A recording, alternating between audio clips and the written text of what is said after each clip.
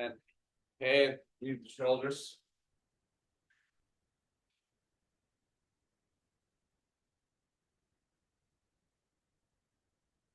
And circles away. Circles the other way.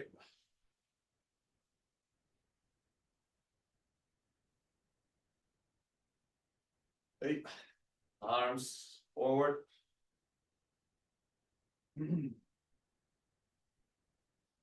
So arms going back.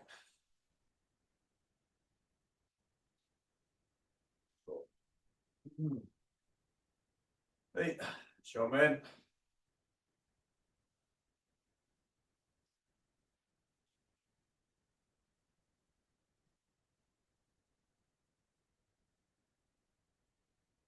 Hey, Yoko man.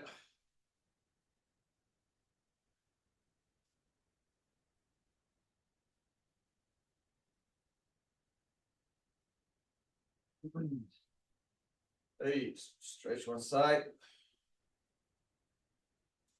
And stretch the other side. Crossing one side. Cross the other side.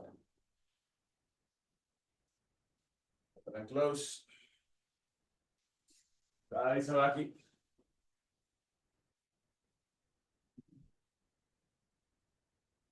Direction. And the other direction.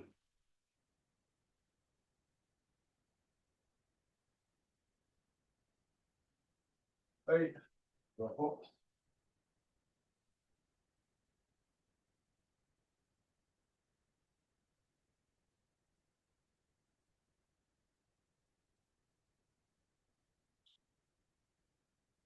Benji.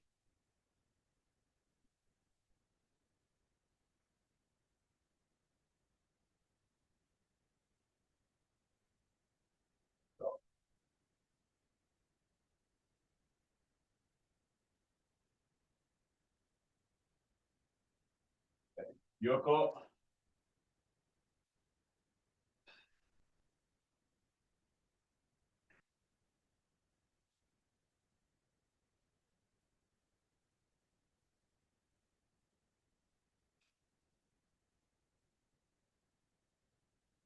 Hey.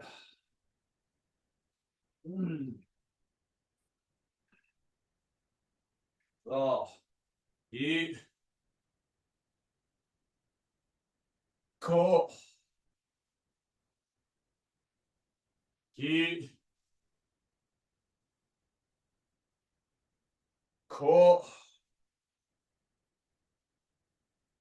And ki. Ko.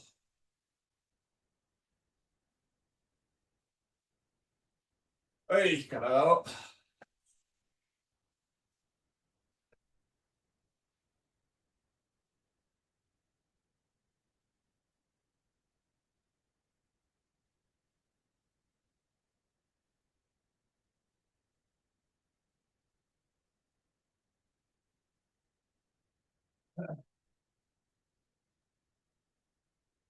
So, hey, one side.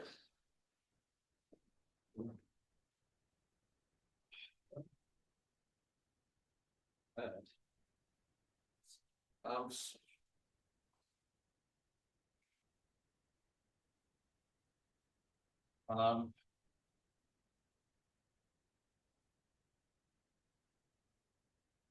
Hey, other side.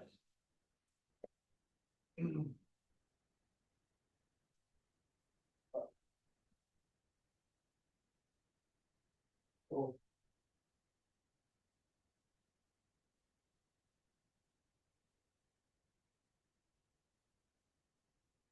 Peace. Sides. Hey, back.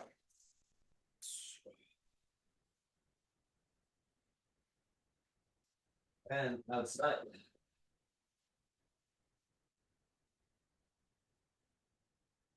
Side.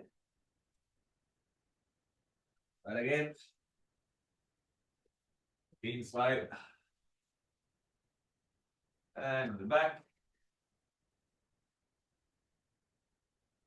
And front. Once again on the back.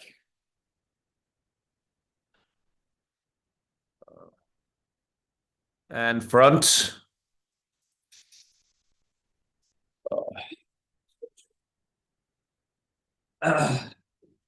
And jumping up.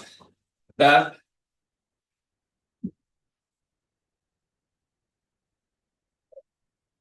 And from the back.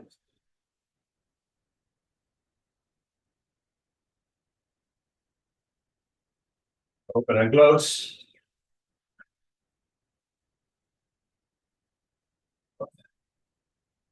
Side to side.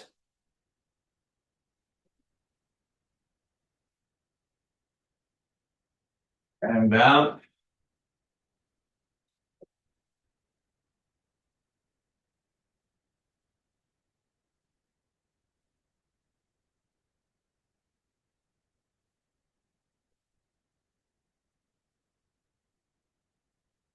Oh, hands up. Forward. And out.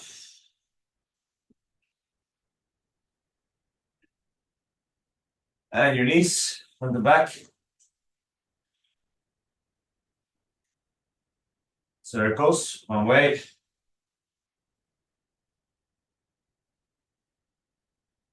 Good way.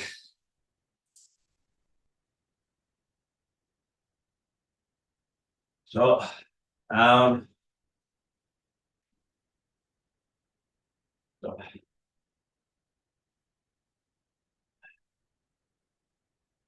Hey, open your toes.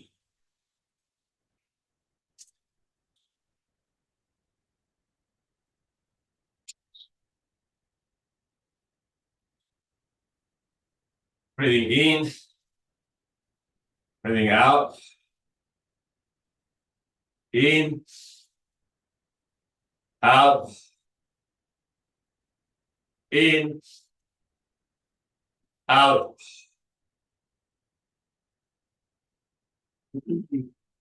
Hey, inside crescents. And moving inside. Sure. 3, 4, 5, 6, 8, 9, 10. Outside crescents. 1, 2, 3, 4, 6, 8, 9, 10. Opening your legs, lowering hips.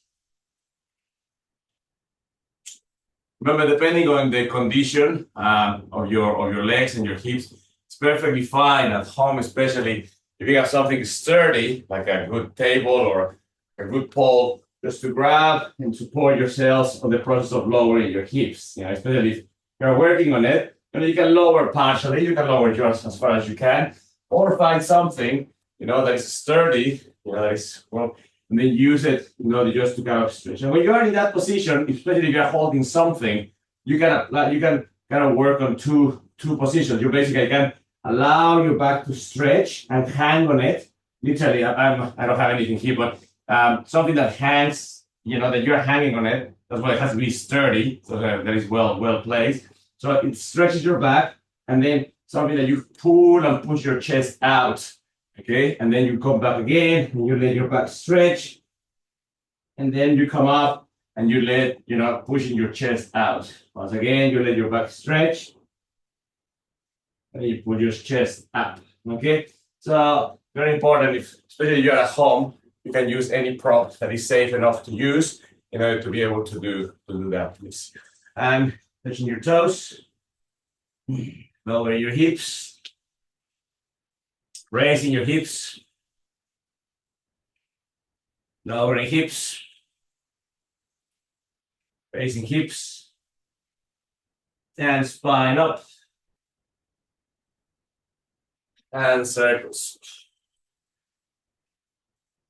Side, good side. And your legs, side to side.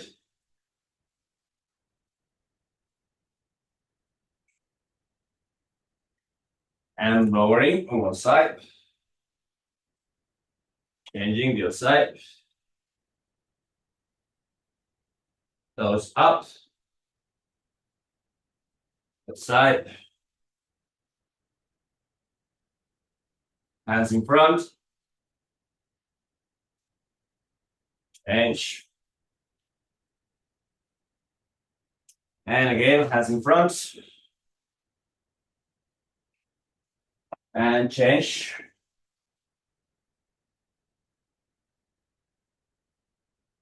Oh, side to side. Open legs, elbows down.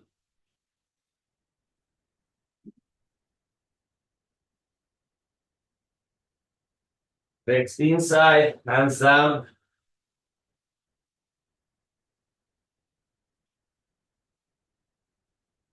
Hey, coming forward. And back stretch.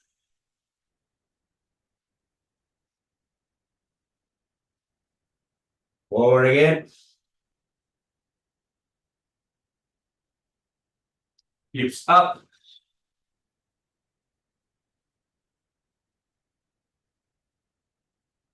Hips down. Hips up.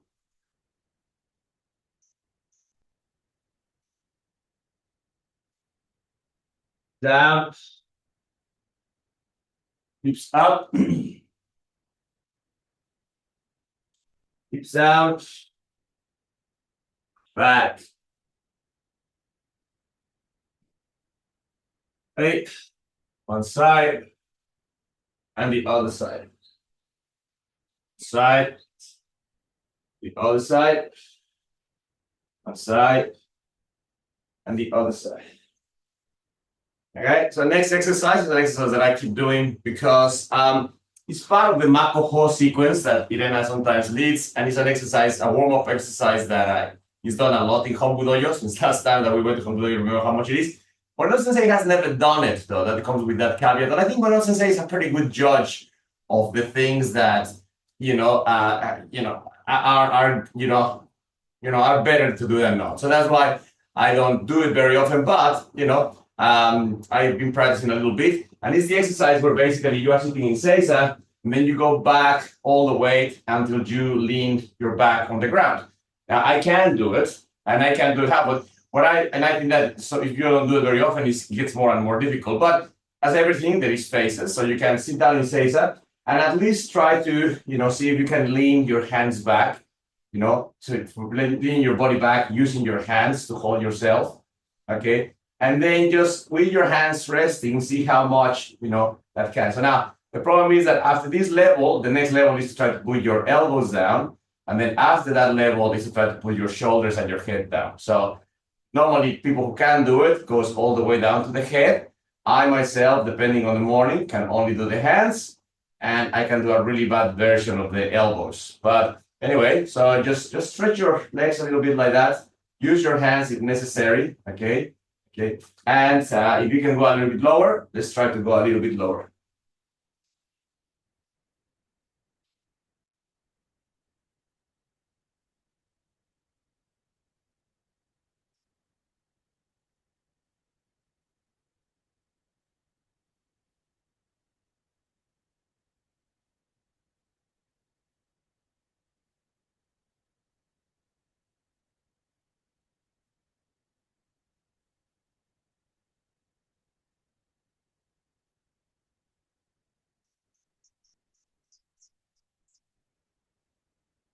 Hey, coming up. And usually once you come out of that stretch, it's a good idea to go back again to.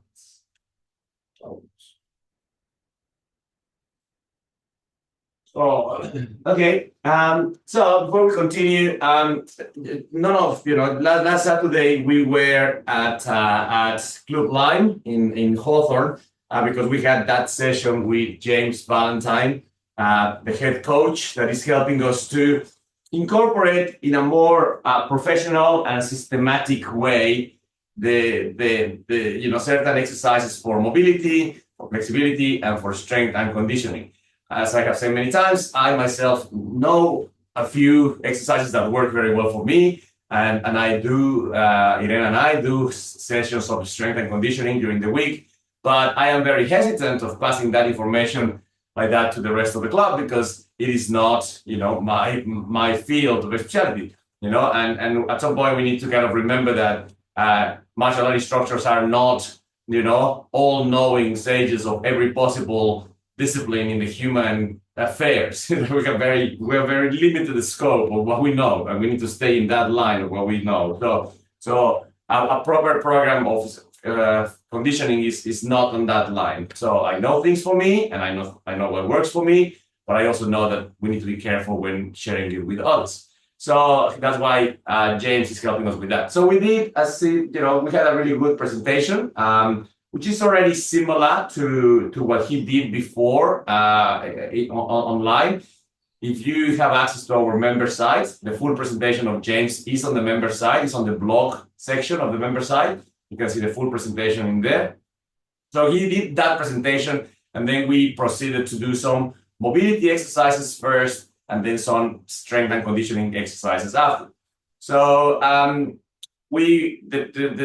all of these will culminate in a proper 8-week program that can be repeated and repeated. That will be also available on our members area, but that's not there yet. It's going to be there in the next few weeks. So we're going to do a few exercises that James did in the mobility part of the presentation of last Saturday. Again, they are very familiar because we have done them before in different levels in our general classes. But so in a way, it was a good reassurance to see that we were doing things that are okay to do. On the other hand, obviously, there is always going to be, like everything else, technical things that we can improve. So we're going to just do three exercises. So the first one, was this exercise where you are on your knees and on your hands. And you basically use one hand and raise that hand up. You can raise it as high as possible. There's another exercise where we will do that. And then you basically pass the hand in between your leg and your hand, threading the needle, it's called. So passing your hand between your leg and your hand, and just allow yourself a good big stretch on that position. So 5, 4, 3, 2, 1, and come up. Again, the other side, up, and passing through the knee and the hand. And 5, 4, 3, 2, 1, and up. The other side again, up, through the hand and the hand. 1, 2, 3, 4, 5, go. Again, up, and knee and hand. 1, 2, 3, 4, 5, and go. Good. Next one, something that we have done many times, which is the shin box exercise, or the 1990s, how you call it. So you grab your hands, you put your hands down at the beginning to have some support, and then you open your hip to one side. He explained, and that's why we do it. It helps to your external rotation of the hip and the knee, and to the internal rotation of the hip and the knee, which is important to do. One thing that we all have a problem is normally on the side of the internal rotation, your bum will be kind of going up. You will be off the mat on that side, on this side of your bum. Try to see if you can put it a little bit down, a little bit down, on that side. It's almost impossible, but try to see if you can put your bum down on the ground. Okay, and change to the side. And just don't get super comfortable with your bum leaving the ground. Fix your position so your bum goes down a little bit, touches the ground. Change to the side.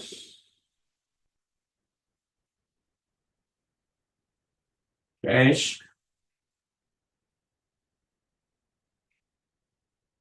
Change.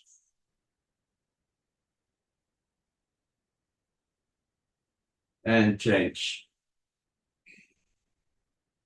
So we usually do this exercise from Ushiro Ukemi, which helps a lot because we have the momentum of the Ukemi. But then once you do it sitting completely like this, and you don't use the momentum, and you don't use your hands to support yourself, the exercise becomes a bit more challenging. So if you can, keep your hands in front. Otherwise, you continue using your hands for support. or hands in front and moving to one side, sitting. Moving to the other side, sitting. Moving to one side.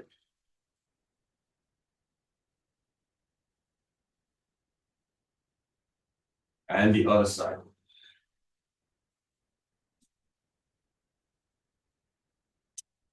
One side.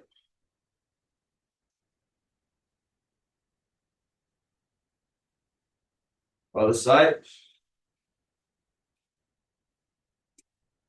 Couple more. One side.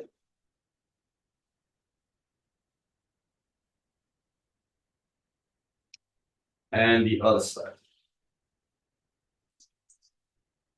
And that's everything, we usually will see that one side is better than the other because our bodies are not perfectly symmetrical. As I say, we normally use this exercise we do in Ushiro-kemi, and then we come, we sit, we go up, and we sit. The momentum of the ukemi helps a lot to make the exercise easier. When it becomes more static, it becomes much more difficult. Okay, so now I'm going to do the world's great stretch. So hands down on the ground, legs out, as in a push-up position.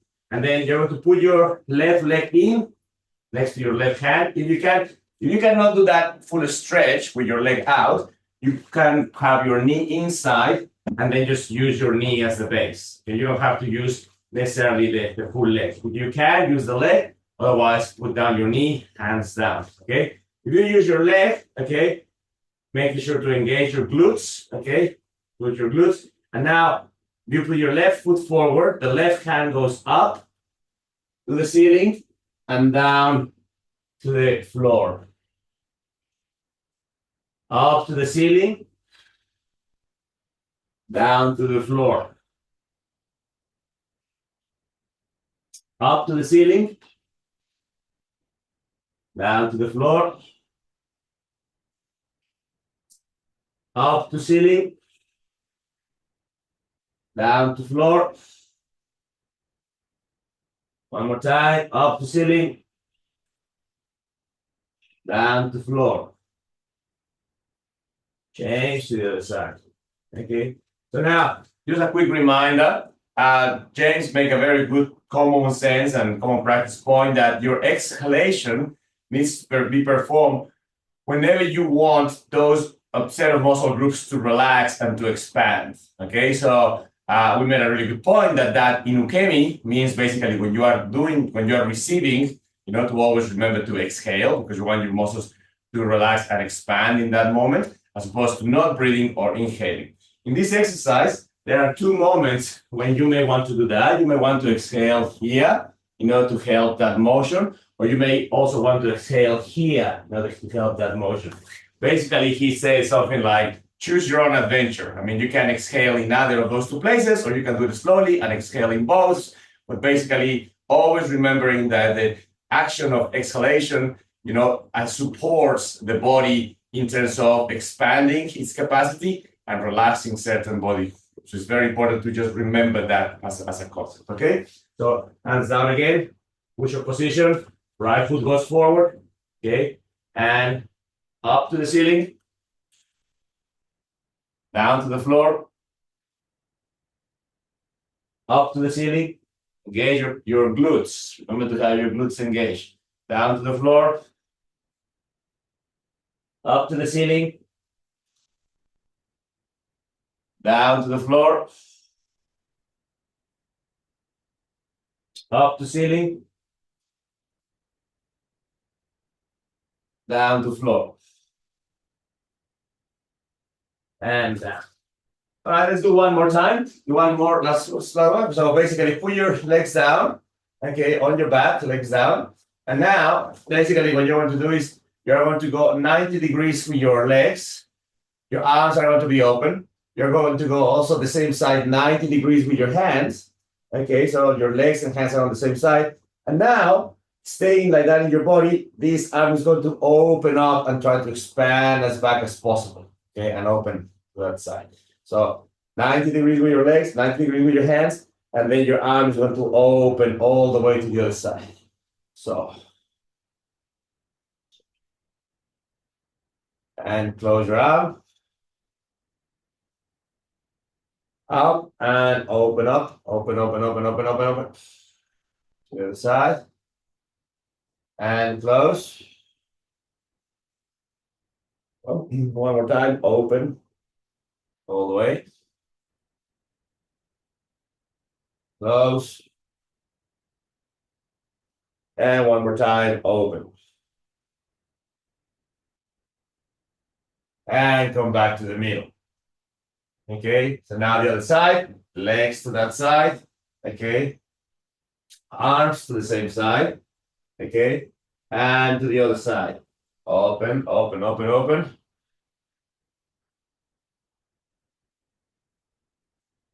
And close. And all the way open.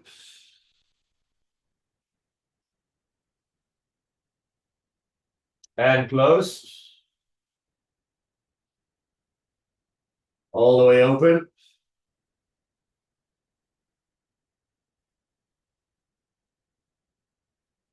And close.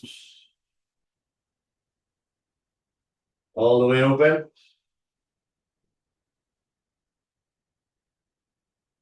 Close. Last one. All the way open.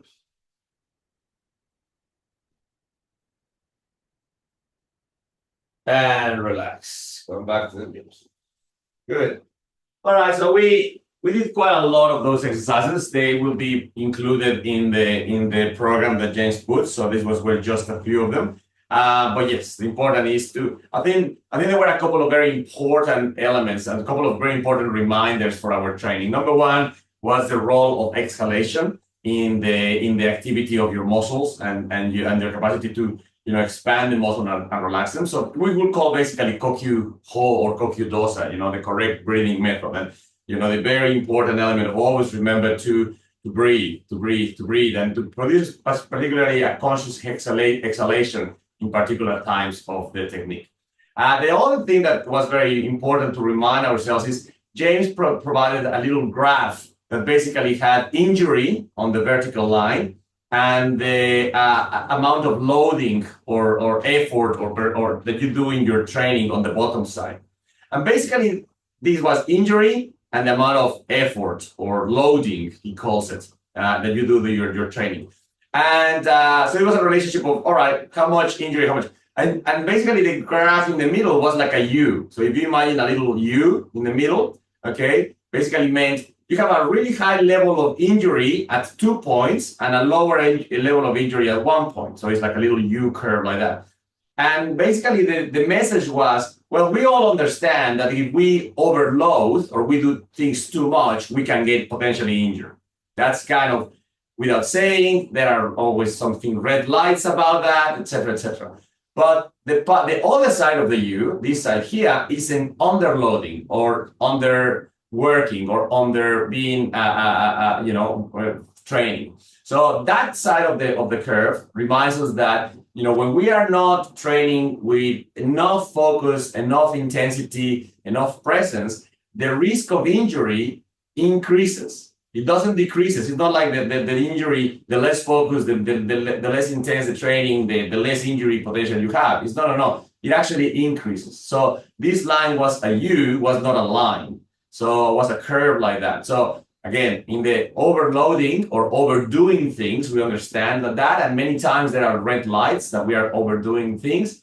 But on the underdoing of things, usually they are not red lights. Usually it's very, it's comfortable and it's fun, and we just don't pay too much attention to that. So how to find a good range where we are not underdoing and overdoing too much is kind of part of a good training discipline and training routine. Okay, so something that we need to remember. And so those two were very important takeaways of James' exercise.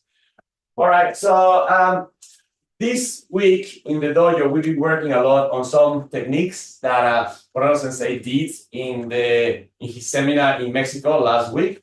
We'll continue working on them during the week, because he did a couple of seminars, so there are many techniques. And Corrado Sensei is coming to our dojo in a bit less than 2 months, so it's very important for us to start to get into his rhythm of that's what we always do anyway, or we try to do, but it's very important to have the seminar. So one exercise that we've been paying attention to was the idea of making a clear distinction between Mawari Ashi, the turning motion of our legs, and the Yoko Ashi, or the sideways motion of our legs. Okay, so if you stand up and right foot in front, okay, just to remember ourselves, Mawari Ashi is to turn. Okay, Mawari to turn. Mawari 3, Mawari 4, Mawari 5. Change foot, left foot in front. Mawari 1, Mawari 2, Mawari 3, Mawari 4, Mawari 5. Okay? So, Yoko Okuri is if you stand on one side of your mat, lower your hips are always low, and then you slide sideways. 1, 3, 4. The other side, Yoko Okuri. 1, 2, 3, 4. Again, 1, 2, 3, 4. Again, 1, 2, 3, 4. Okay, so seeing like that, they look obviously very different. So you go, well, how could anybody confuse them? Because they're obviously very different, but once we perform them in a technique, sometimes we don't see the difference, especially because many schools don't put almost any attention on Yoko Kuriashi, and all the attention is put on Mawari. Okay, so let's say in this case, if you step and turn, and then you're going to step and slide, step and slide. Okay, so those two actions, please, so we can clearly see them. One way of knowing that you are doing that is you step and turn, you basically end up in 180 degrees kind of position. If you step and slide, you end up in a 90-degree position. Okay, so if you end up 180, you most likely turn. If you end up in a 90, you most likely slide. Okay, so turning. Okay, step, turn, step, turn. Now sliding. Step, slide, step, slide. Okay, one more time. Mawari 1, Mawari 2, Yoko Okuri 1, Yoko Okuri 2. Mawari 1, Mawari 2, Yoko Okuri 1, Yoko Okuri 2.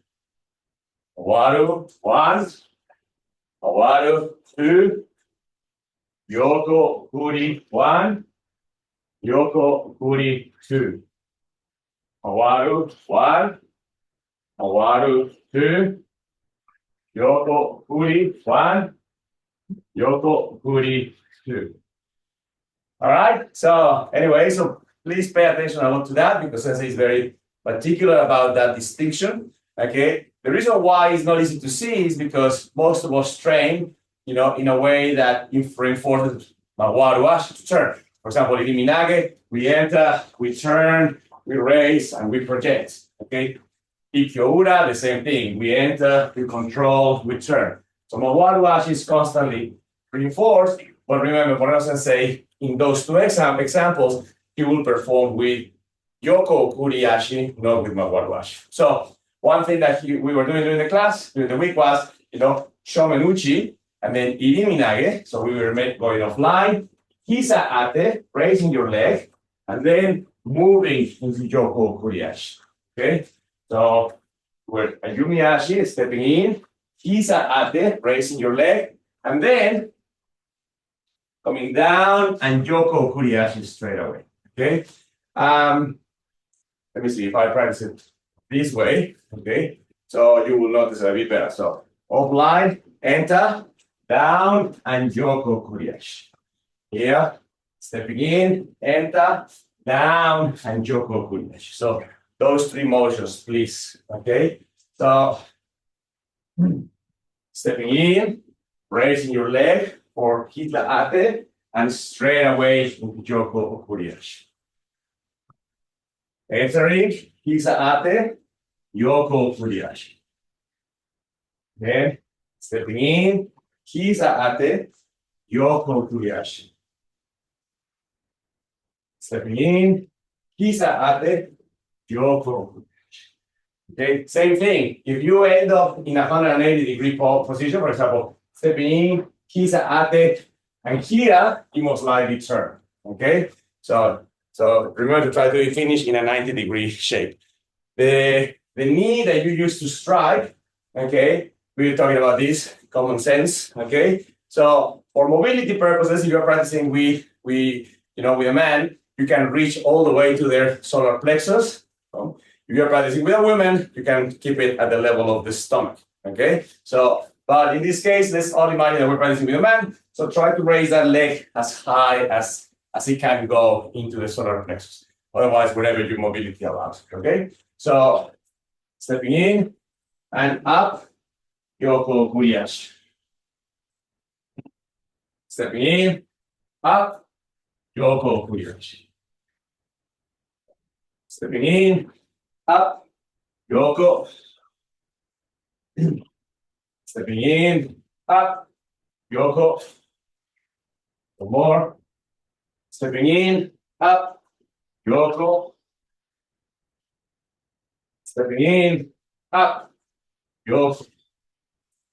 All right, so now that's one side where we were doing the technique. The other side was a little bit of the ukemi waza. Okay, so we're going to finish with that.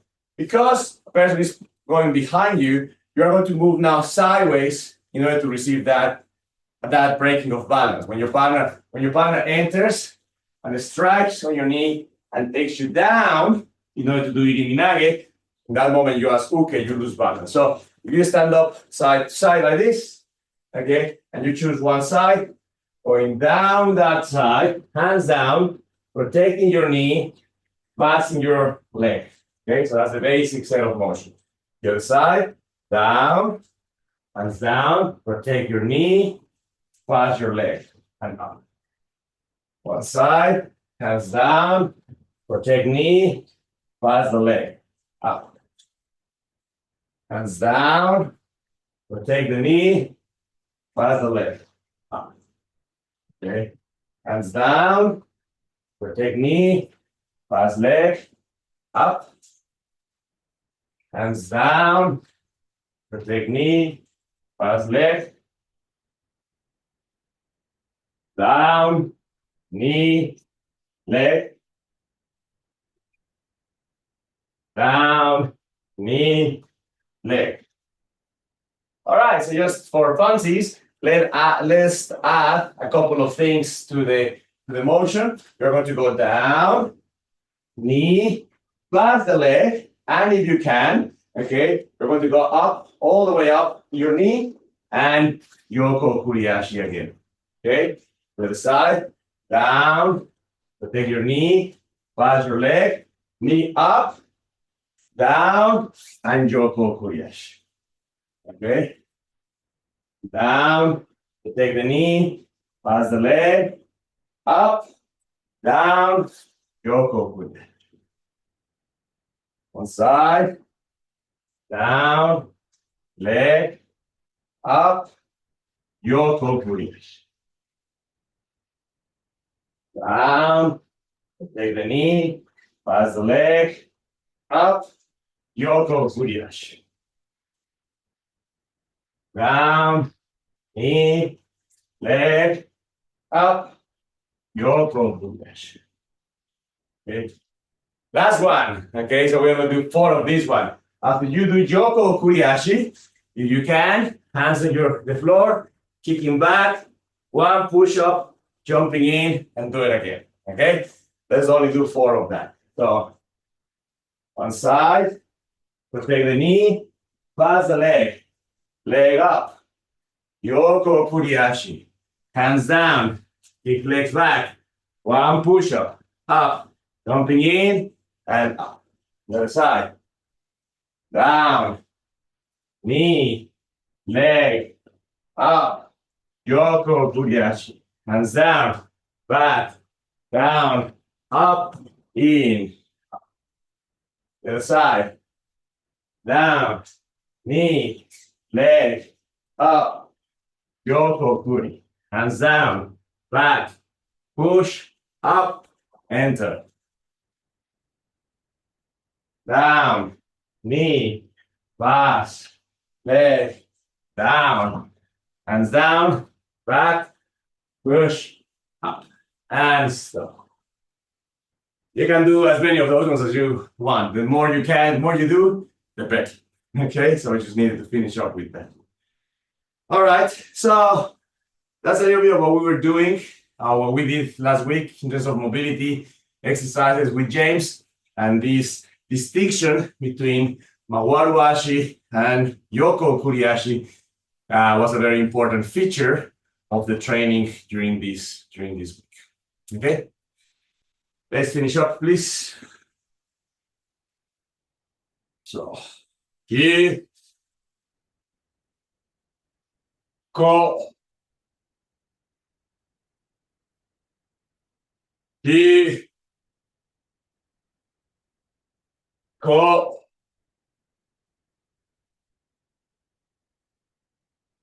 san, ki, ko.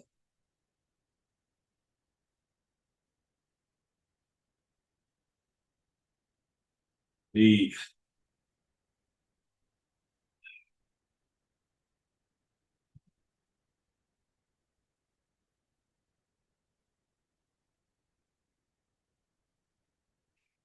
Ready?